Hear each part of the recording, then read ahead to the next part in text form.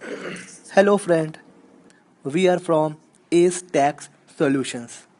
और आज हम आपको बताने जा रहे हैं जीएसटी के अंदर वो कौन कौन से बुक्स ऑफ अकाउंट्स हैं एंड रिकॉर्ड्स हैं जिनको मेंटेन करना मैंडेटरी है।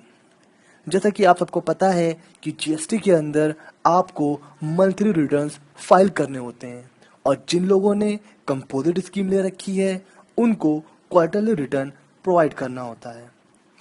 और चाहे वो नॉर्मल एसएससी हो और कंपोजिट स्कीम, दोनों ही को एक एनुअल रिटर्न फाइल करना होता है।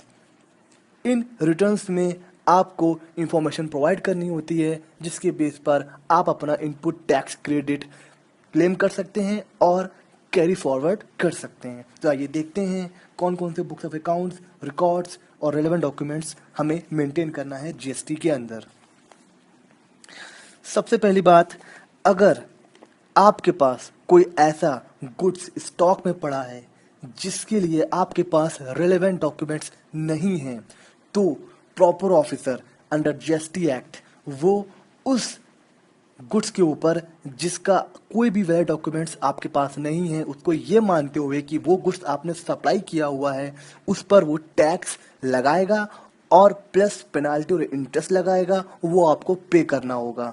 इसलिए जितने भी गुड्स आपके पास हैं उसका प्रॉपर डॉक्यूमेंटेशन होना बहुत ज़रूरी है, किसी भी तरीके की पेनाल्टी या इंटरेस्ट या किसी ऑफेंसेस को अवॉइड करने के लिए।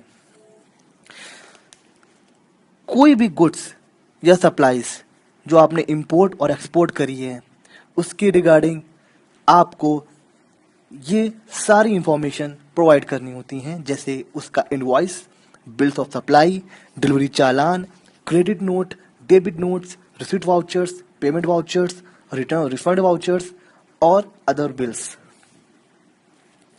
इसके अलावा आपको अपने स्टॉक का opening stock, receipt, supply, goods lost, stolen, destroyed, return of और डिस्पोज ऑफ, और क्लोजिंग बैलेंस, और जो भी आपने फ्री सप्लाईज करी है उन सब की डिटेल्स आपको मेंटेन करनी होती है। इसके अलावा आपने जितने भी सप्लायर्स को गुड्स एंड सर्विसेज सप्लाई करा हुआ है उन सभी का नाम और कंप्लीट एड्रेस आपको मेंटेन करना होता है, और वो सभी पर्सन्स जिनसे आपने गुड्स और सप्लाईज रिसीव किया है उनका भी नाम और कंप्लीट एड्रेस आपको मेंटेन करना पड़ता है, और उस जगह का भी आपको कंप्लीट एड्रेस मेंटेन करना होता है उस प्रेमिसेस का जहां पर आपने गुड्स स्टोर किया हुआ है। ड्यूरिंग द ट्रांजिट अगर कोई गुड्स आप स्टोर करते हैं किसी प्लेस पर, उसका भी आपको कंप्लीट एड्रेस मेंटेन करना होता है।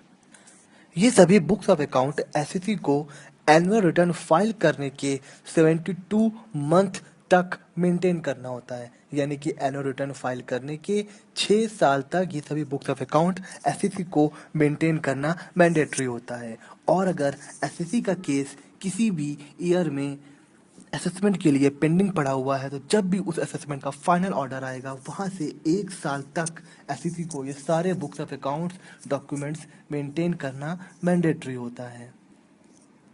इसके अलावा और भी अदर पर्टिकुलर्स आपको अपने बुक्स ऑफ अकाउंट्स में मेंटेन करने होते हैं जिसके बेस पर आप अपना इनपुट टैक्स क्रेडिट क्लेम कर सकते हैं जो भी आपने इनपुट पर पे किया हुआ है।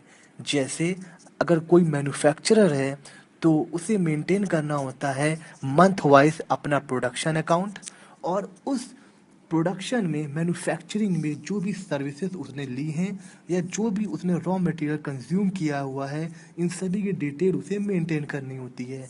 उसी तरह एक सर्विस प्रोवाइडर को उसने उस सर्विस को प्रोवाइड करने में जो जो गुड्स और सर्विसेज इनपुट ली होती उसकी भी डिटेल मेंटेन करनी होती है, जैसे सप्लायर का नाम, उसका GSTN, address and other particulars. आपको अगर अपने बुक्स ऑफ अकाउंट्स या उसके रिगार्डिंग कोई भी इंफॉर्मेशंस चाहिए तो feel free to call us. We are giving free consultancy on GST topic. We are from Lucknow S tax solutions. हमारा फ़ोन नंबर आप डिस्क्रिप्शन में देख सकते हैं। Please hit the like button and subscribe our channel. We are providing free consultancy on GST topic. Thank you.